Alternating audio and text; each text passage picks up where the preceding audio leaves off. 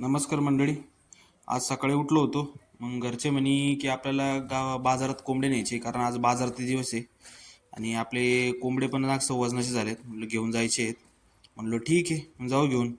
मग काय गेलो शेडमध्ये, मस्त 3 क्रेट काढले. म्हणलो आपल्याला क्रेटमध्ये ठेवायला काम येतील, कोंबडे व्यवस्थित जातील, काही टेन्शन नाही, उडणार नाही, पडणार नाही. मग काय खाली 3 काढले क्रेट आणि गेलो पुढं. पप्पांना म्हणलं तर सुतळी काढून द्या, म्हणजे कसं त्यांचे पाय बांधता येतील व्यवस्थित. पप्पाने सुतळी कापली होती, सुतळी घेतली त्यांच्याकडून.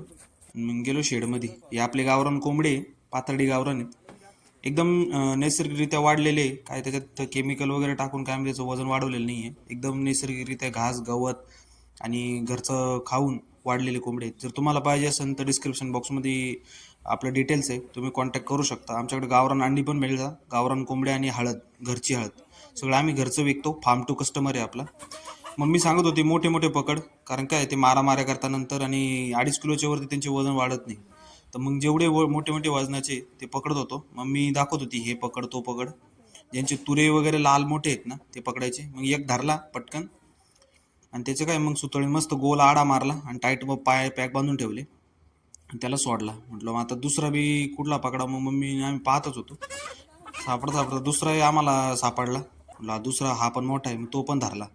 मग असे आम्ही टोटल पॅक व्यवस्थित बांधून असे टोटल आम्ही 6 कोंबडे पकडले. आणि या अशा प्रकारे तुम्ही बघू शकता जाळीत कसं ठेवतो आम्ही. या अशा जाळीत व्यवस्थित ठेवले, म्हणजे काय लेट सपोज ते विकले नाही गेले तरी चालतील, मग परत आणण्याच्या टायमिंगला त्यांना काही इजा वगैरे होऊ नये म्हणून.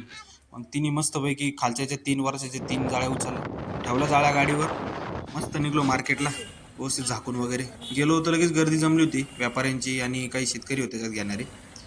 मग काय सौदा जमला नाही त्यांच्यासोबत. मग थांबलो, एक कोंबडा गेला होता त्याच्यातला. मग काय थांबलो थोड्या वेळ परत. मग काय कोणी गिऱ्हाईक येत नव्हतं. परत अर्धा एक तास थांबलो तरी काही गिऱ्हाईक नव्हते. म्हणलं आता काय करावं. परत म्हणलं थांबा आता थोड्या वेळ, अजून आलोच येतं. मग आलो आणि तेवढे पप्पाचे मित्र काका आले होते, ते पप्पा म्हणत बसले. तोपर्यंत मग अजून 2 कोंबडी गेले होते. फार सकाळपासून परवा तोडून गेलो होतो. म्हणलं काय नाश्ता नाही काही नाही, बसलो तसंच. मग आलो घरी. पप्पाला म्हणलं चला आता, आता काही व्यापारी दिसत नाही आणि घेणारे कोणी येत नाही. काय तसेच क्रेट उचलले आणि गाडीवर बसलो आणि निघालो घरी. घरी आलो, क्रेट ठेवले. म्हटलं आता त्यांचे पाय सोडून त्यांना सोडून द्यावं मोकळे परत शेडमध्ये. धरले आणि दिले सोडून. नंतर मग ते क्रेट उचलले, व्यवस्थित ठेवले साफ करून. म्हटलं आपलं परत काम येतील पुढच्या वेळेस, पुढच्या बाजारात न्यायच्या टायमिंगला. मग ते काय व्यवस्थित उचलले. व्हिडिओ आवडला असेल तर नक्की लाईक, शेअर आणि सबस्क्राईब करा.